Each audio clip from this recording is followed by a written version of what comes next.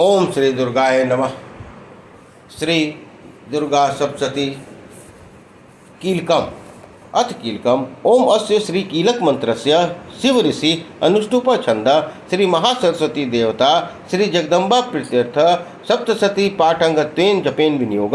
ओम नमः चंडिकाय मार्कंडे उवाच। ओम विशुद्ध ज्ञान देहाय त्रिवेदी दिव्य चक्षुषे यह श्रेय प्राप्ति निमित्ताय यह सोमार्धधारणे सर्वसेत द्विजानियंत्राणां भी कीलकम सोऽपि क्षेम अपनोति सततम जप्य तत्पर सिद्ध उच्चाटनादीनि वस्तूनि सकलन्यापि यतेन स्तुत्वां देवी स्त्रोत्रमात्रेण सिद्ध्यति न मंत्रो नौषध्यम तत्र न कच्चिदपि विद्यते बिना जप्येन सिद्ध्येत सर्वमुच्चाटनादिकं समग्रण्यापि सिद्ध्यन्ति लोकसंकाम्यमां हर कृत्वा निमन्त्रणायामास सर्वमेवमिदं शुभं स्तोत्रं वे चण्डिकायास्तु तच्च गुप्तं चकार स समाप्तिर्न पुण्यस्य वां यथा वन्यंत्राणां सोऽपि क्षेम आपनोति सर्वमेव न संशय कृष्णायाम्य चतुरष्टाधा अष्टाभ्यां वा समान्य ददाति प्रतिगृह्णानि नानथैसा प्रसीदति इथन रूपेण कीलेन महादेवेन कीलतम यो निष्कीलां वैधयेन नित्यं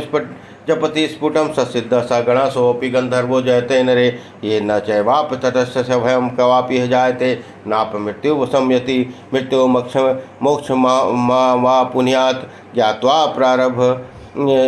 प्रारभ्य कुवर्त न कुवार्णो विनश्यति तातो ज्ञातेव संपन्नमिदं प्रभा पार्भ्यते बुद्धे सौभाग्यादिज यश्चित् के दर्शते ललनाजने तत्सर्वं तत्प्रसादेन तेन जप्यमिदं शुभं सैनस्तु जप्यमानेस्मिन् स्तोत्रे सम्पत्तिरुच्यते भवेत्येव समग्रापि ततः प्रारब्धमेव ततः ऐश्वर्यं यत् प्रसाद मात्रेण सौभाग्यरोग्य संपदा शत्रुहानि परो मोक्ष स्तुए सा की न जने इति देव्या कीलक स्तोत्रम।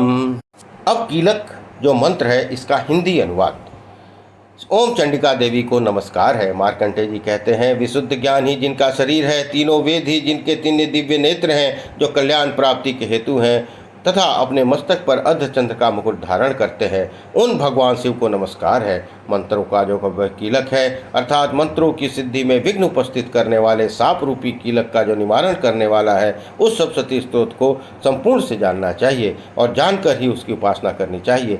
यद्यपि सप्तशती के अतिरिक्त अन्य मंत्रों में के जप में भी जो निरंतर लगा रहता है वह भी कल्याण का भागी होता है। उसके भी उच्चाटन आदि कर्म सिद्ध होते हैं और उसे भी समस्त दुर्लभ वस्तुओं की प्राप्ति हो जाती है। तथापि वे अन्य मंत्रों का जप न करके केवल सप्तशती नामक स्त्रोत से ही देवी की स्तुति करते हैं। उन्हें स्तुति मात्र से ही सच्चिदानंद स्वरूपिणी देवी सिद्ध हो जाती हैं।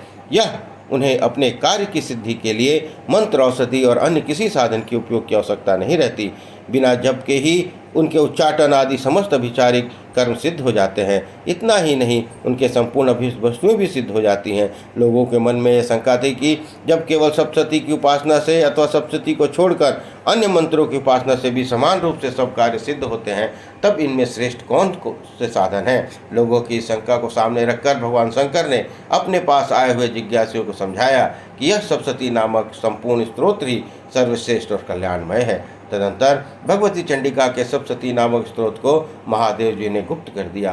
सप्तशती के पाठ से जो पुण्य प्राप्त होता है वह कभी समाप्ति नहीं होती, किंतु अन्य मंत्रों के जप जन्य पुण्य की समाप्ति हो जाती है। अतः भगवान शिव ने अन्य मंत्रों की अपेक्षा से जो सप्तशती की श्रेष्ठता का निर्णय किया है उसे यथार्थ ही जानना चाहिए। अन्य मंत्रों का जप करने वाला पुरुष भी यदि सप्तशती के स्तोत्र जप का अनुष्ठान कर ले तो वह भी पूर्ण रूप से कल्याण का भागी होता है। इसमें तनिक भी संदेह नहीं है। जो साधक के पक्ष को चतुर्दशी और अष्टमी को एकाग्रचित होकर भगवती की सेवा में अपना सर्वस्व समर्पित कर देता है, फिर उसे प्रसाद रूप में ग्रहण करता है, उसी पर देवी प्रसन्न होती हैं, अन्यथा उनकी प्रसन्नता प्राप्त नहीं होती।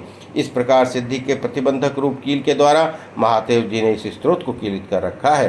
जो पूर्वोक्त रीति से निष्कीलन करके सप्तशती स्तोत्र का प्रतिदिन स्पष्ट पूर्वक उच्चारण करता है वह मनुष्य सिद्ध हो जाता है, वही देवी का पार्षद होता है और वही गंधर्व भी होता है। सर्वत्र विचरते रहने पर भी इस संसार में उसे कहीं भी भय नहीं होता, वह अब मृत्यु के वश में नहीं पड़ता, देह त्यागने के अनंतर मोक्ष प्राप्त कर लेता है। अतः कीलक को जानकर उसका परिहार करके ही सप्तशती का पाठ आरंभ करें। जो ऐसा नहीं करता उसका नाश हो जाता है। इसलिए कीलक और निष्कीलन का ज्ञान प्राप्त करने पर ही यह स्तोत्र निर्दोष है और विद्वान पुरुष इसी निर्दोष स्तोत्र का ही पाठ आरंभ करते हैं।